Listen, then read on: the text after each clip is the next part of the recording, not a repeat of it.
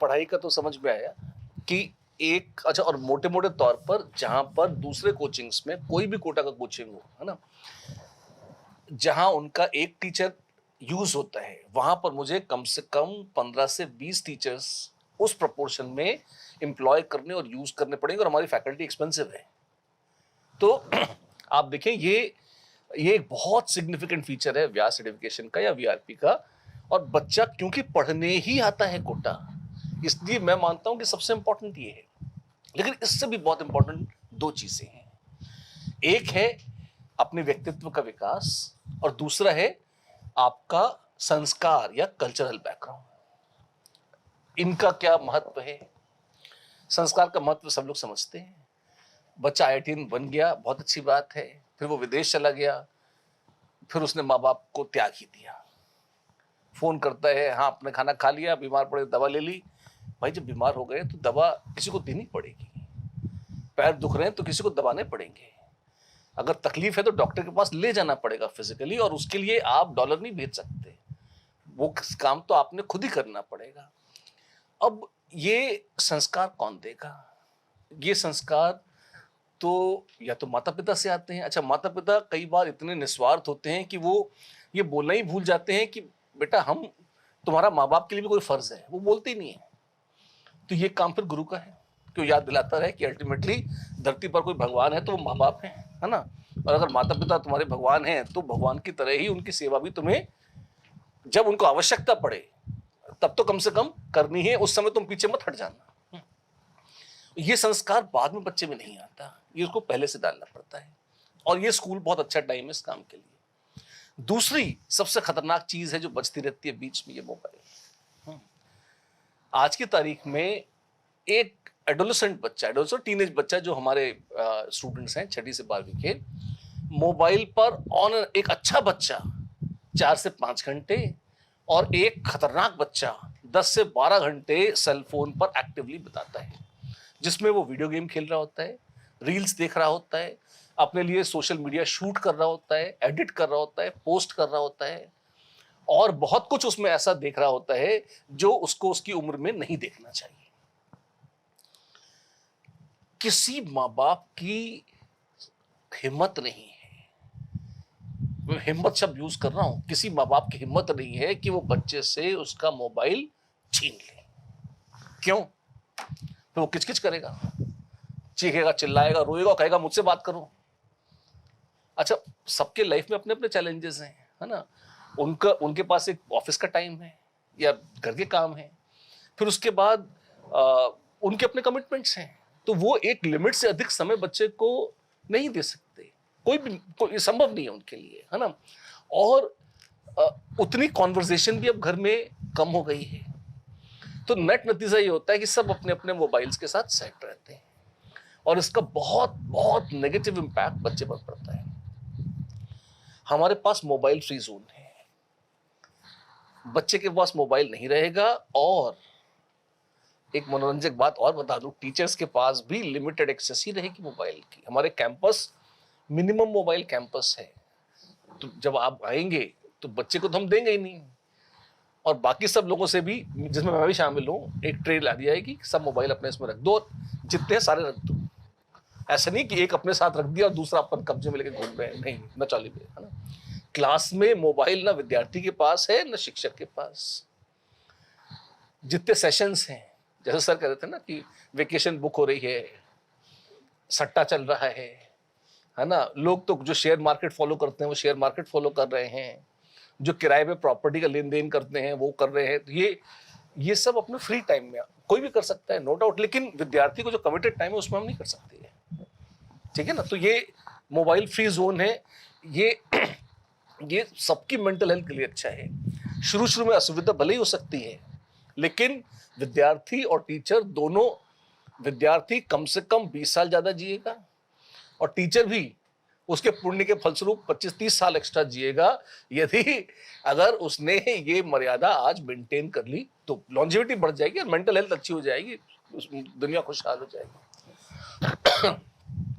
लेकिन अगर मोबाइल छीन लेना ही पर्याप्त होता, सब लोग छीन लेते, नहीं, आपको उसके ऑल्टरनेटिव बच्चों को कुछ देना पड़ेगा।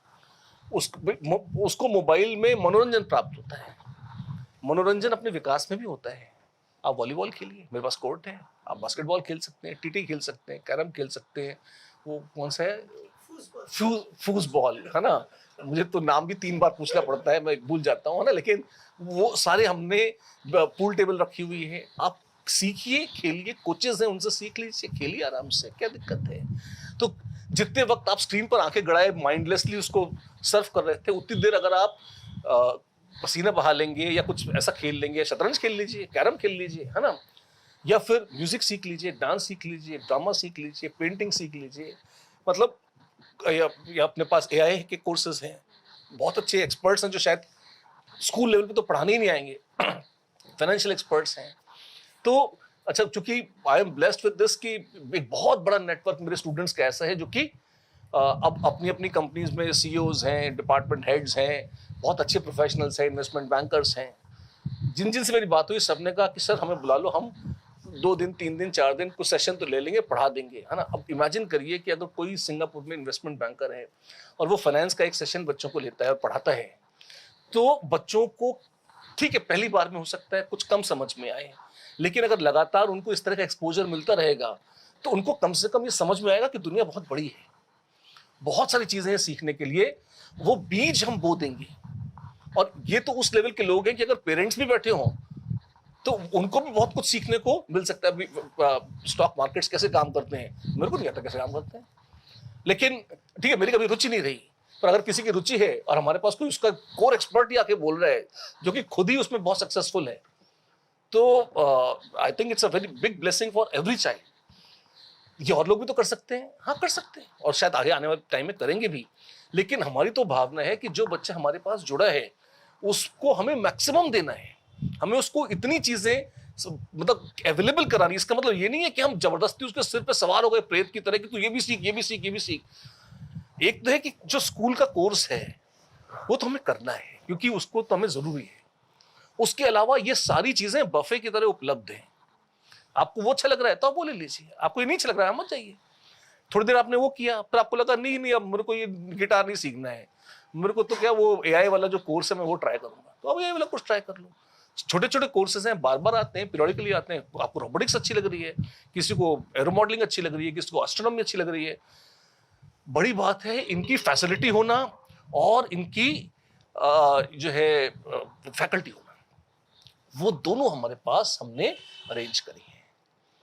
तो ये वीआरपी की बहुत खास बात है कि रूटीन क्लासेस के अलावा जो ये एक्स्ट्रा क्लासेस हैं, या जिनको आप हॉबी कह सकते हैं, फ्यूचर प्रोफेशंस की पॉसिबिलिटी कह सकते हैं, ये इतनी एक्साइटिंग है और इतनी शानदार है कि बच्चे का पूरी तरह से इसमें मन लग जाए और उसको फिर सेलफोन को फॉलो करने की आवश्यकता न पड़े। जो डोपामिन रिलीज हम मानते हैं इनसे, वो उसका नई चीजें सीखने की प्रोसेस में ही हो जाए। सुबह 5 बजे उठना, फिर 5:30 बजे योग प्राणायाम होगा, उसमें पार्टिसिपेट करना। तो ये यहाँ से शेड्यूल शुरू होगा और रात के 8:30-9 बजे तक चलेगा, जिसके बाद बच्चे को हम सोने के लिए भेज देंगे। तो ये पूरे जो ये स्पैन है ये बहुत ही वेल प्लान्ड है, जिसमें सारे फीचर्स बिल्ट इन है। एक चीज और है, स्कूल में जो बहुत ज्यादा स्ट्रेस होती है ना, लास्ट पॉइंट बोलना पर मंगल करेंगे, स्कूल में एक बहुत ज्यादा स्ट्रेस इस बात पे होती है कि जो जिस चीज में अच्छा है उसको वो चीज कराई जाती है। जैसे मुझे हमेशा असेंबलीज में बुलवाया जाता था क्योंकि मैं बोलने में अच्छा था, तो मुझे बड़ा मजा आता था। हम असेंबली में माइक पे बोल रहे हैं सबके सामने, और हर 2-3 दिन में मौका मिलता था, लोग कहते थे हम अच्छा बोलते हो, हमें भी अच्छा लगता था हम अच्छा बोलते हैं क्योंकि हम अच्छा ही बोलते थे। बट नाउ आई रियलाइज कि अच्छा मैं स्पोर्ट्स में अच्छा नहीं था, तो हम स्पोर्ट्स में बैठे थे साइड में, किसी ने नहीं कहा कि आके कुछ खेलो, गलती से कभी पहुंच भी गए तो चूंकि अब किसी ने बॉल उछाली हमसे कैच ही ना हुई तो लोग हंस दे, फिर हम साइड में बैठ जाते थे, यार ठीक है रहना तो नहीं करना अपने को काम, है ना? तो लेकिन आप ये देखो, क्योंकि हम स्पोर्ट्स में अच्छे नहीं थे तो हमें उधर धकेला नहीं गया। उसका फल ये है कि आज इस उम्र में हम ओवरवेट हैं, है ना? और चूंकि हमें एक्सरसाइज का शौक शुरू से ही नहीं रहा, अब इस उम्र में जाकर तो होना भी नहीं है। तो कई बार जब डॉक्टर कहता है आपको जिम जाना चाहिए तो हम जिम जाते हैं, उसकी फीस भर देते हैं, साल भर की पर्सनल ट्रेनर लेते हैं, उसकी साल की फीस भर देते हैं और 6 दिन में नहीं आते। क्यों? क्योंकि आदत नहीं। ये आदत कब पड़ती है? स्कूल में पड़ती है। तो अच्छा, उसी तरह से असेंबली में आप मुझसे क्यों बुलवा रहे हो बार बार? आपको उसको बुलवाना चाहिए ना जिसको बोलने में झिझक होती है। तो उसको आप ये कहें, असेंबली में टीचर कह दे कि ये अपना ही परिवार है, आपके सामने मान लो 200-500 लोग खड़े भी हैं, तो ये तुम ही तो हो, तुम इनमें से एक हो। हर बच्चा आके बोलेगा असेंबली में, कोई अटकेगा, कोई गलत बोल जाएगा, कोई अच्छा नहीं बोलेगा, पर ये अभ्यास है, जैसे जैसे करते रहोगे, साल दर साल बार बार करते रहोगे, आ जाएगा, हर बच्चे को बोलना आ जाएगा। तो जो बहुत एसेंशियल जीवन की स्किल्स हैं, लोगों के सामने बोलना, अपनी बात रखना, प्रेजेंट करना, ये सारी जिम्मेदारी किसकी है? स्कूल की है। कम्युनिकेशन कौन सिखाता है? स्कूल सिखाता है। और जो कमी है, जिसकी जरूरत है, मेन तो वो सिखाने की जरूरत है यार, ये काम हम कर रहे हैं। एवरी चाइल्ड, जो एसेंशियल स्किल्स हैं वो हर बच्चे को सीखनी है, और उसको तो निश्चित रूप से ज्यादा सीखनी है जो उसमें कमजोर है। एंड दिस इज जहां पर वीआरपी बहुत फर्क है एग्जिस्टिंग स्कूल से भी और एग्जिस्टिंग कोचिंग से भी। हमने दोनों का बेस्ट लिया है और उसमें अपना बेस्ट टॉप अप करके ऐसी चीज बनाने की कोशिश करी है जो असाधारण है। This is what we are starting, and I'm very happy that you're all going to be participating in such a phenomenal project. Chaliye, that's it.